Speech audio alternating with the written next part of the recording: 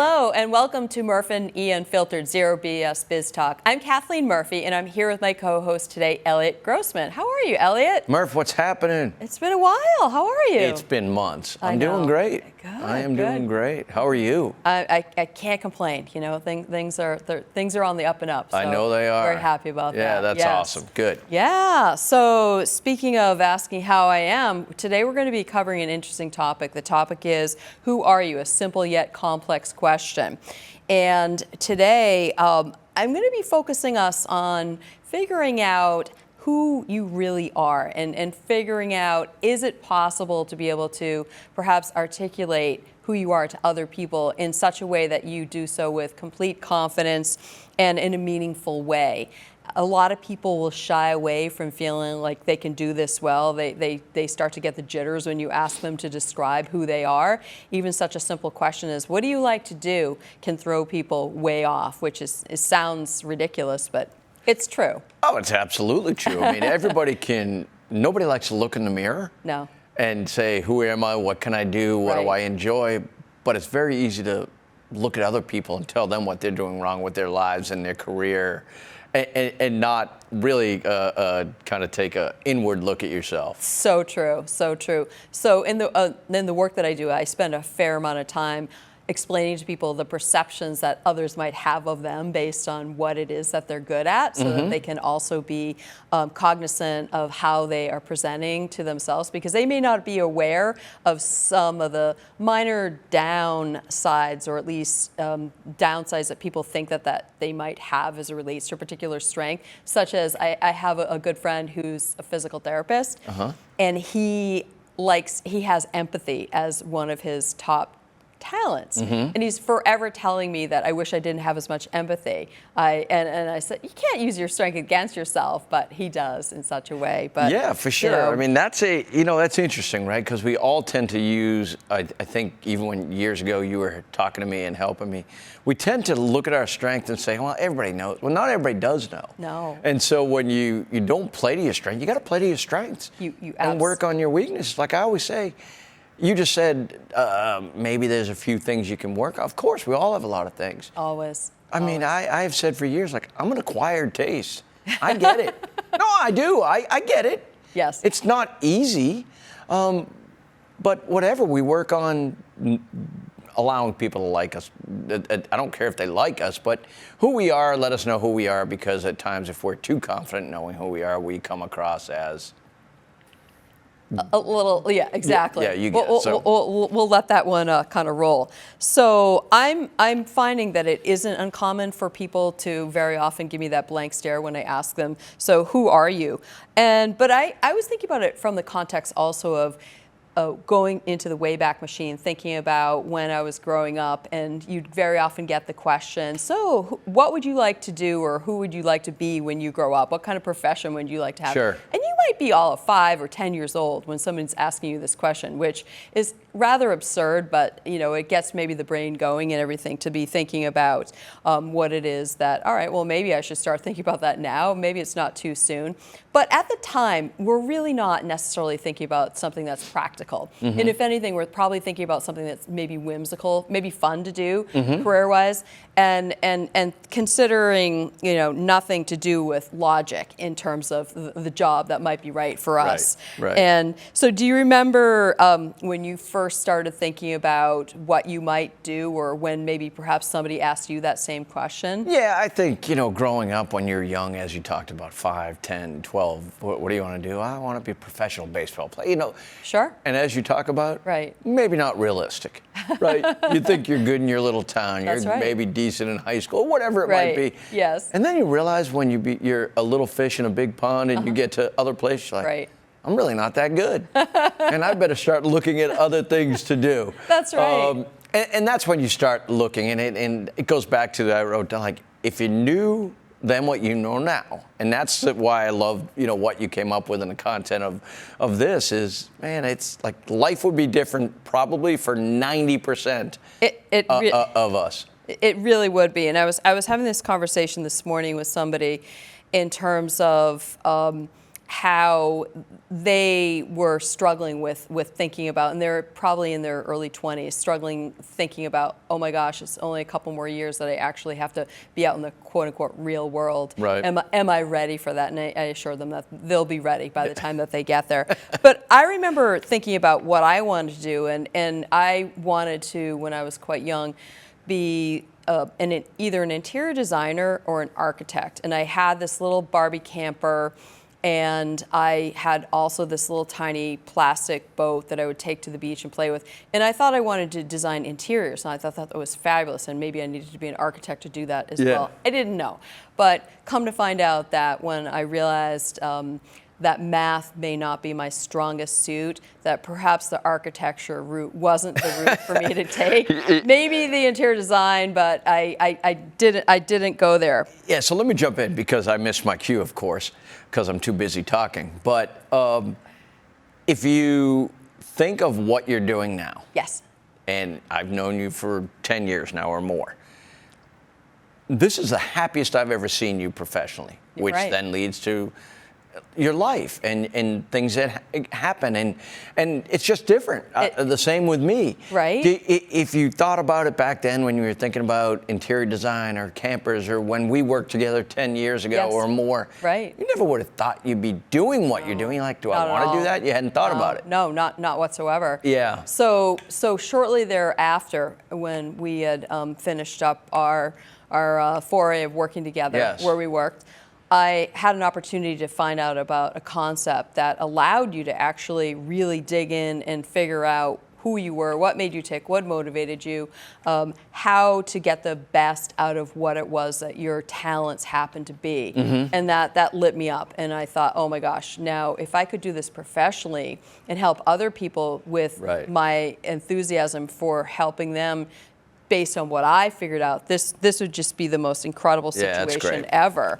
And so what about you? Like, in terms of filling in that blank, in terms of how did you sort of, besides we worked together for, professionally, but then I helped to coach you a little bit in terms of when you were at a juncture where you're thinking, all right, let's take a time out here. Let's figure out looking at maybe going in a different direction. But what is that different direction? Yeah, no, that's a great point, right? I think a good way to say it is crossroads. Great way. I had a few different careers, different industries. People always say, oh, if you're a good salesman, you can sell everything. It's not true. Sometimes it's challenging. I was fortunate enough, I think, that I'm a pretty good salesman and a good sales manager. But if I think back then, was I happy? I enjoyed the people I worked with. Right. But I wasn't truly, I guess, happy. In a career path. And when you kind of guided me through certain things and logically guided me through it. Yeah. Where I'm in my career now, did I ever think I'd be selling chemicals in the asphalt and concrete world? I mean, I didn't. Never. No, of course not. Probably I didn't not. know asphalt didn't even know from about blacktop to, ready-mix concrete. I would never think about it. And now I'm the happiest I've been professionally in my sales career. And it's amazing, So imagine that. And I think that there are absolutely things that people can do to help accelerate figuring out what it is that motivates them, what's going to make them happy, and also to align what they're good at doing with the possibilities of what's out there. Because let's face it, there are so many jobs that people just never hear about. Maybe they're not the most sexiest jobs out there. Maybe they're not the most entertaining jobs, but maybe they pay really well. Murph, I assure you, I went from a suit and tie to suits with just button-down shirts and trying to look good and do all that to wearing safety green and Carhartts and work boots. So there's careers out there for everybody that you never think logically. Would I actually enjoy it? Right. Where am I going to be fulfilled? Right, exactly. So tell me about, like, in your career, how did you start rethinking and... Yeah, so for me, I started rethinking about it from the perspective of, well, what it was that I really enjoyed doing when I was in the corporate space for 20 plus years. And it came down to sort of a simple kind of formula. It came down to, I really liked finding people identifying what their talents are, and then developing them into a person professionally to then work and engage really at a high performance level with other people, and then to constantly be setting them up for success as they were on my team. Because as we know, all the companies that I've worked at have been sold because they were under the performance guidelines to be sold, and so we had to be high performing teams. Yep. So figuring out that I had a talent that allowed me to see the nuances of what people were extremely good at is probably one of my most exciting skills. Yeah, and I would say it's probably, and again, I know you pretty well now, I would say your best skill. I got to watch you from afar, right? We worked together very closely, but from afar, watching you manage your teams, watching you care more about their success than your success. And it costs us at times, for sure. Sure, yeah, absolutely. But that's what you were good at, so now you've found your spot. I have. And where it should be. And think about it, didn't find it until we were, let's say, a little bit more advanced in age. Exactly, exactly. So, but I mean, I look at my heroes such as a Warren Buffett, who, what, is he in his 80s? I just saw Blondie a couple weeks ago. She was up on stage rocking at age 77. And we're not anywhere near those ages, so I figured if they can be doing what they're doing at the top of their game at that age, I'm just getting started, and this is really fun. And I like to tell people also, don't be as concerned about what decade of life that you're in terms of being worried about, oh my gosh, I haven't figured this out, and am I ever going to figure this out? Sometimes it's going to take you 2-3 decades to figure this out. Hopefully not, and maybe with help from someone like me earlier on, you can sort of fast track yourself. But it's okay, it's fine, because it's all additive, as you know. That's right. All these experiences. Well, their experience, and that's what you said. So I mean, we don't care about age, but I started a new career 3.5 years ago. I never thought I'd be in, and now, again, I wish I knew then what I know now. I probably wouldn't have gone down the career path I went down before. Sure. Same as you. Exactly. You'd be like, wow, I could have built up what you do now and worked on your profession 20 years ago. But it's all part of that life experience and career experience. Honestly, though, I think about this almost every single day, and I think about the fact that I probably, though, would not have been credible had I not had all the experience. Absolutely. I needed to get through all that experience to get to the place that I'm at right now. I'm working with CEOs and presidents. I work with really high-level sports coaches. Right. And if I was in my 20s or even 30s, they wouldn't potentially take me seriously. Yeah, so those experiences are part of giving you that instant credibility at times. Now when you call these Division I coaches that you work with and CEOs, you can say, well, I work with boom, boom, boom. Right. That's instant credibility that you couldn't get. So you're spot on, but I don't want to go down a different path. No. But it's true. I mean, and so I remind myself of that because sometimes I do get frustrated thinking I should be so much more ahead, and I just have these goals in my mind. But then I think, no, that's not possible. Actually, no, I'm exactly where it's supposed to be. Exactly. Right on. And I try to give some comfort to people about that as well. And I have some other tips to share with them I know too, you do. as it relates to this topic. So the first tip is to make a list of things that make you happy. I mean, that's really critical. And then understand that you have control over applying those to your life. And then take out the things that are going to diminish from that happiness level. I mean, just cut them right out because you may think that these things make me happy, but if you really study that list, probably not at the end of the day. And then reduce for sure the list once more to get it down to a much more manageable amount of things that really truly make you happy. I mean, and be honest with yourself because a lot of people can trick themselves into thinking that they need certain things to make them happy. Sure. When if they really take some time to think about it, it's not the case. Right. So the next one would be, are there people in your life that can contribute to enhancing whatever circumstances you happen to be in to advance your situation, to make your life happier? And is it possible to prune out people that are in your life that are not contributing to the benefits of you going forward and progressing? And we all know that there are people like that. And to be prepared to do so, and do so now. Don't put it off and procrastinate. That's Sure. not going to benefit you in any way. Another one is, can you credibly answer the question that you're 100% certain that you can tell another person truly who you are? And then more importantly, do you know why? Or can you factually back up why and who you say you are? A lot of people will struggle with that. That's not necessarily something that may be easy to do, as I see demonstrated on Yeah, for a regular sure. And basis. honestly, I bet we could probably do 4 more shows just talking about that. Yes, right? absolutely. And because that's your day-to-day, what you do now professionally. That's right. That's right. And it's hard, right? It's to figure that out. And right. it probably is another 4 shows. I was explaining to somebody today, I said in the simplest form, I am a coach's coach, that's sports coach, Yes. and I am a leadership coach for leaders and their teams. But I work with teams, that's the common denominator, and they're all humans. So independent of what it is that they're doing, whether Yep. they're playing a sport or on a sales team or some other team within an organization, they're all humans. And then on a scale of 1 to 10, with 10 being the highest, how important it is for you to be able to articulate, appreciate, and understand who you are. That's kind of critical. Like, really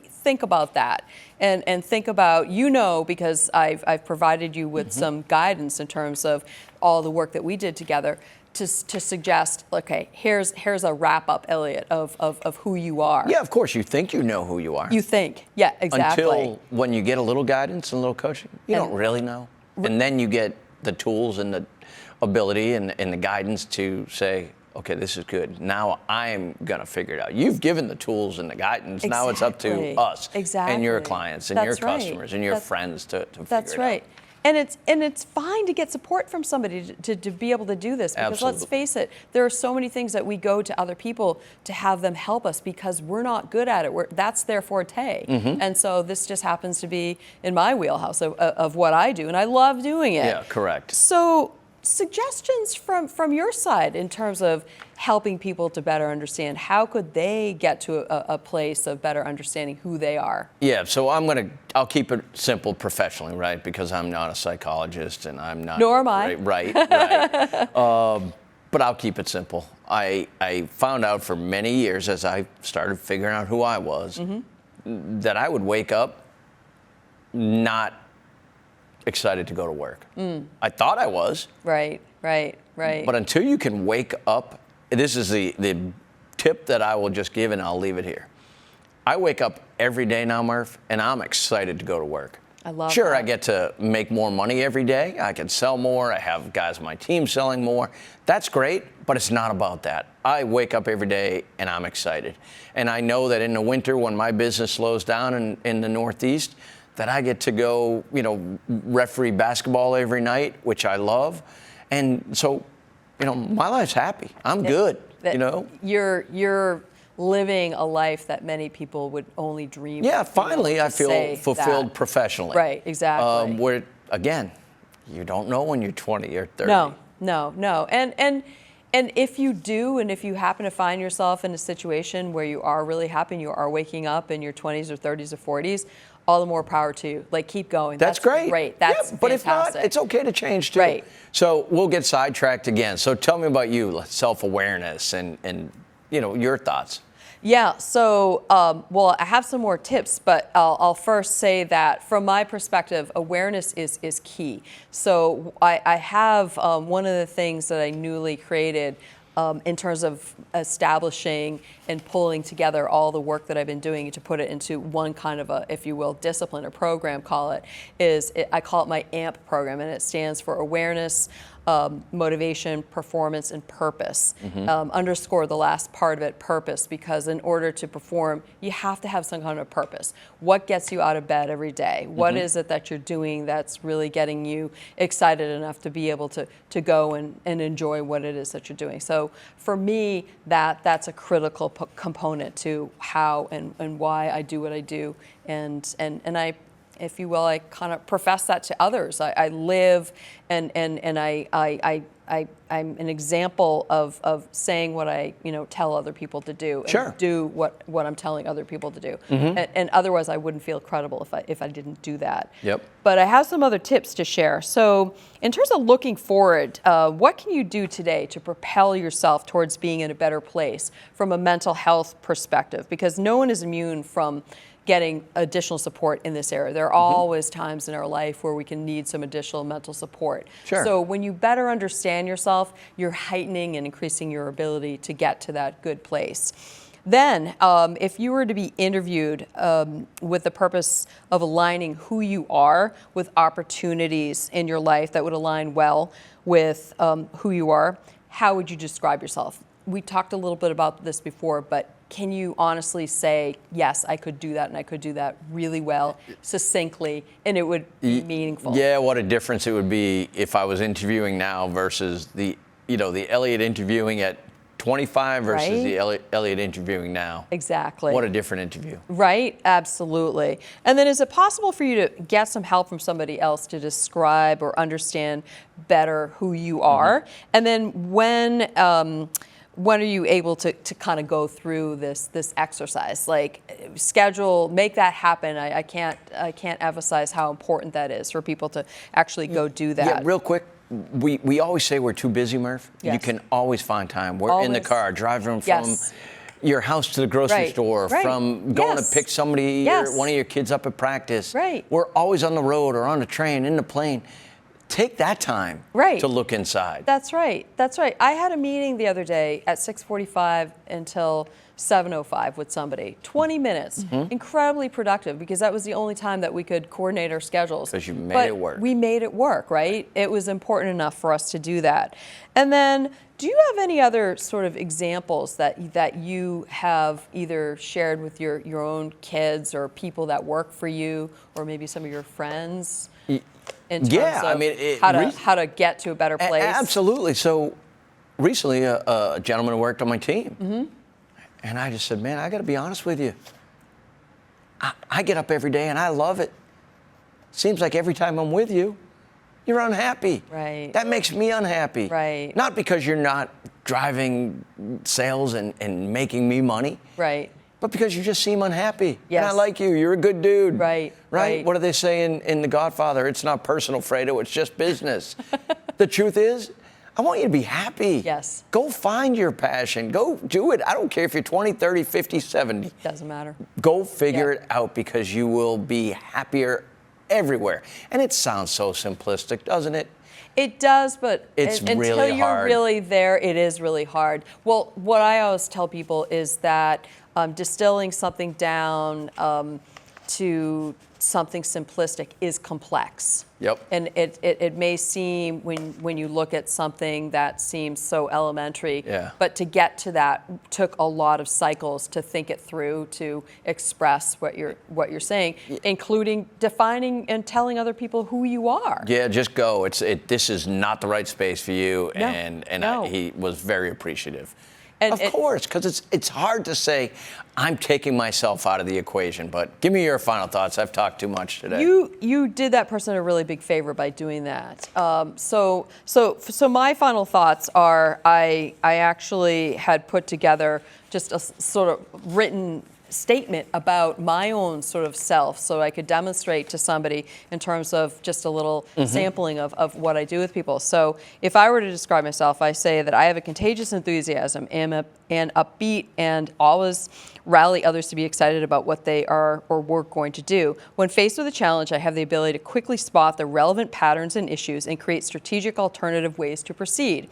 My strong desire to obtain maximum productivity allows me to determine how all the pieces and resources can be arranged in an organized and flexible way to craft a solution. Given my intrigue with the unique qualities of each person I meet, I have yet to meet someone who I wasn't able to make a strong connection with and figure out how different people can work or collaborate together productively. Well, I've known you, I just figured out in my head, 14 years.